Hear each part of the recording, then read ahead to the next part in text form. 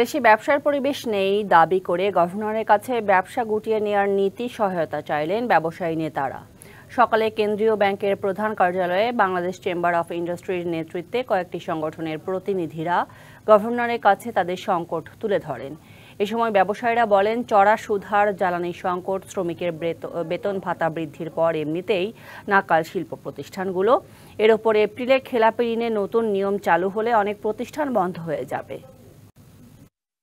মূল্যস্ফীতি নিয়ন্ত্রণে দফায় দফায় ব্যাংক ঋণের সুদহার বাড়াচ্ছে কেন্দ্রীয় ব্যাংক।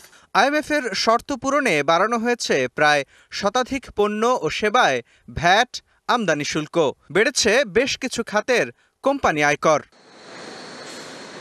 এর সঙ্গে নতুন করে শঙ্কা তৈরি করেছে গ্যাসের দাম বৃদ্ধির পায়তারা। রবিবার কেন্দ্রীয় ব্যাংকের গভর্নরের কাছে এসব সংকট তুলে ধরেন ব্যবসায়ী নেতারা।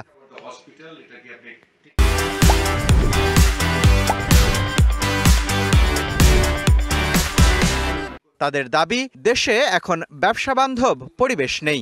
এমন পরিস্থিতিতে এপ্রিল থেকে খেলাপি ঋণের নতুন নিয়ম চালু হলে বন্ধের ঝুঁকিতে পড়বে অনেক শিল্প প্রতিষ্ঠান।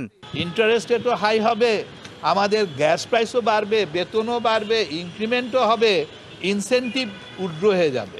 তো এখানে কিভাবে কম্পিটিটিভ হবে?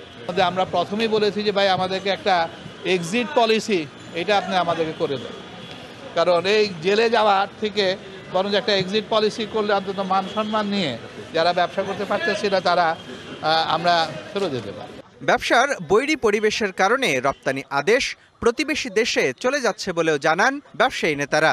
জানান, গভর্নর বলেছেন, ললিপপ দিয়ে ব্যবসা টিকিয়ে রাখবে না সরকার। ওনারা মনে করে যে বাংলাদেশের ললিপপ দিয়ে ইন্ডাস্ট্রি চালানো ঠিক হবে না, এবং আমরা মনে করি industry need a support. India is very happy because May পর্যন্ত ইন্ডিয়ার সমস্ত স্পিনিং মিল কিন্তু বুকড। এ সময় ব্যাংকগুলোতে ঋণপত্র খোলার জটিলতা দূর করার তাগিদ দেন ব্যবসায়ীরা। দু একটি শিল্প প্রতিষ্ঠানের জন্য আলাদা ব্যবস্থা নেওয়ার আশ্বাসের কথাও জানান তারা। সিটি গ্রুপ রোজার আগে ইম্পোর্ট করতে হচ্ছে, ব্যাংকগুলি এলসিও পেড করতে পারছে না। তা উনি মনে করে যে এই ধরনের কেসে উনি সাপোর্ট করতে পারবে। অর্থ লোপাটকারী ব্যবসায়ীদের শাস্তি এখন ঢালাওভাবে সবাই ভোগ করছে উল্লেখ করে চিহ্নিত অপরাধীদের বিচারের আওতায় আনার দাবিও জানান তারা। মুস্তফা মাহবুব, ডিবিসি নিউজ, ঢাকা।